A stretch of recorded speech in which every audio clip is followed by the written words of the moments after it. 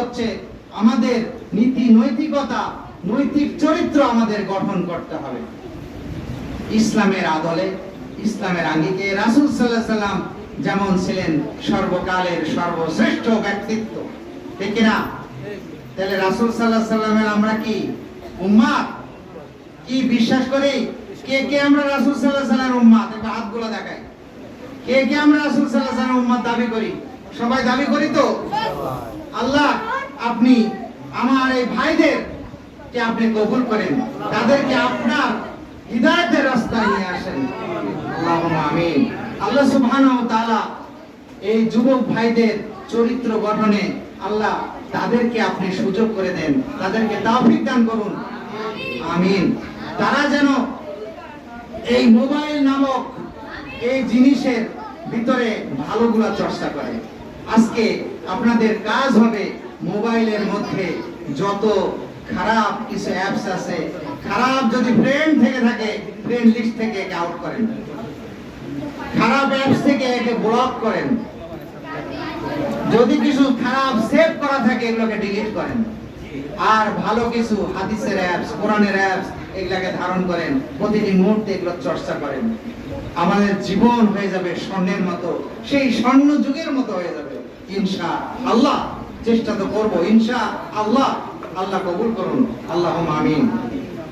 দ্বিতীয়ত, যুবক ভাইদের এক নম্বর যেহেতু বললাম, নৈতিক চরিত্র বা আদর্শ গঠন করতে হবে। যে যে কথাগুলো বললাম এগুলো অবশ্যই আমাদের যদি না করি আমরা কিন্তু সে আদর্শে অনুপ্রাণিত নিজে হতে পারবো না, নিজের জীবনও ধ্বংস হয়ে যাবে, কারোর জন্য কিছু, সমাজের জন্য কিছু দিতে পারবো না। যে যুবক হচ্ছে, আজকের যুবক হচ্ছে আগামী দিনের উজ্জ্বল ভবিষ্যৎ, শুধু ভবিষ্যৎ নয়, উজ্জ্বল ভবিষ্যৎ,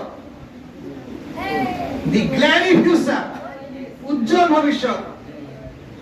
একটা আলোকবর্তিকার মধ্যে যখন চোখ দিবেন আপনার চোখ ঝলসে ওঠে, ঠিক যুব সমাজ এইভাবে আগুনের মতো ঝলসে উঠতে হবে, সমাজকে সংস্কার করতে হবে।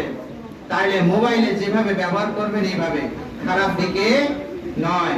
কি রাজি আছেন তো সবাই? রাগ করলেন নাকি?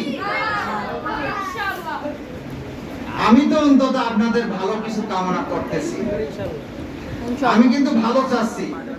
আপনারা নিজেদের ভালো নিজেরা বুঝতে হবে, কেউ কিন্তু আপনাদের পাশে দাঁড়াবে না। আপনি যদি নষ্ট হয়ে যান, ধ্বংস হয়ে যান, আমাদের যারা নিম্নগামী বা যারা অনুজ, আমরা তো অনুজ, আমরা অগ্রগামী হতে পারি নাই, আমরা শুধু বলে যাচ্ছি কিন্তু করে দেখাতে পারি নাই, সেই যোগ্যতা আমাদের নাই। আপনাদেরকে ভবিষ্যতে করে দেখাতে হবে, সমাজকে বিনির্মাণ করতে হবে, সমাজকে এই ঘুরে ধরা সমাজকে উজ্জীবিত করতে হবে। আর যুব সমাজের শক্তি হচ্ছে পৃথিবীর কোনো বাধায় আটকে রাখে না, আটকে রাখতে পারে না। যুব সমাজের দ্বিতীয় কাজ হচ্ছে জ্ঞান অর্জন। কি জ্ঞান অর্জন? সুষ্ঠু, সুন্দর এবং বিশুদ্ধ জ্ঞান অর্জন। এই বিশুদ্ধ জ্ঞান অর্জন হতে পারে একমাত্র বিশুদ্ধ, সুস্পষ্ট, সুন্দর জ্ঞান একমাত্র দিতে পারে কোরআন আর রাসূল সাল্লাল্লাহু আলাইহি সাল্লামের প্রিন্সিপালস, নীতিমালা, রাসূল সাল্লাল্লাহু আলাইহি সাল্লামের সুন্নাহ, ঠিক না? তাহলে আমরা প্রত্যেকে কোরআন পড়ব তো?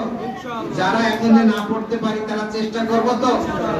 আপনারা যদি বলেন আপনাদের জন্য আবাল বৃদ্ধ বনিতা, যারা কোরআন পড়তে পারেন না, যারা বয়স্ক তারা, এবং যুবক এবং ছোট শিশু যারা পড়তে চান, এই মসজিদে আমরা একটা আপনাদের বিনা পয়সায় আমরা একটা আয়োজন করতে চাই। আপনারা কি রাজি আছেন? সপ্তাহে একদিন পারবেন না?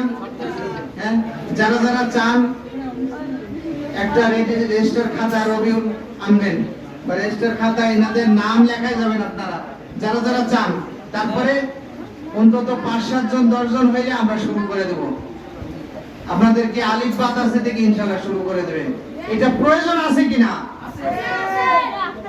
আমাদের জীবনকে সর্বদিক থেকে শ্রেষ্ঠতম করে গড়ে তুলতে হবে। আমরা কি পারবো না? আমরা রাসূল সাল্লাল্লাহু আলাইহি সাল্লামের উম্মত নই? আমরা কিসের পিছনে? আমাদের মেধা, জ্ঞান সব আল্লাহ দিয়েছেন। আপনার ব্রেন যতটুকু, আমার ব্রেনও ততটুকু। আপনার কিন্তু কমতি নাই।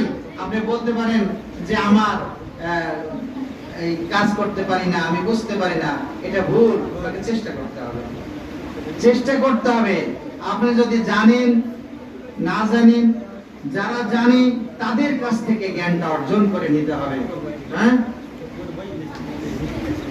ফাসালু আহলা যিকরা ইন কুনতুম লা তা'লামুনা বিল বাইনাতি ওয়াজ যুবুর। আপনার যদি জানা না থাকে, যারা জানে এটাকে স্মরণ রাখে কোরআনকে, তাদের কাছ থেকে উপযুক্ত প্রমাণ সহ, দলিল সহ, ডকুমেন্ট সহ জেনে নাও। কোরআনের রেফারেন্স, হাদিসের রেফারেন্স সহ প্রত্যেকটি বিষয়, যে আমি এই কাজটা এভাবে করি, এভাবে কি ঠিক না ভুল, প্রত্যেকটা জিনিস এভাবে একটা একটা করে আমাদেরকে সংশোধন করতে হবে, শিখতে হবে। আমরা যদি প্রচেষ্টা না চালাই, আমরা যদি আজকে জ্ঞানার্জন সঠিকভাবে না করি, এই জ্ঞানার্জন করা কি সুন্নাত নফল না ফরজ? ফরজে খালি কিফায়া, ফরজে আইন। প্রত্যেকটা মানুষের জন্য, খালি হুজুররা জ্ঞান অর্জন করবে ইসলামে? আমরা মুসলিম দাবি করলে ইসলামের জ্ঞান আমাদের প্রত্যেককে অর্জন করতে হবে। তালাবুল ইলমি ফরিদাতুন আলা কুল্লি মুসলিমিন। হ্যাঁ, বুখারী হাদিস। এটা প্রত্যেক মুসলিম, আবাল বৃদ্ধ বনিতা সবার জন্য, ছোট বড় বয়স্ক এবং নারী পুরুষ প্রত্যেক মুসলিমের জন্য এটা হলো ফরজ, অব্লিগেটরি, অবধারিত, করতেই হবে। ইসলামের জ্ঞান, বেসিক নলেজ অর্জন করতে হবে।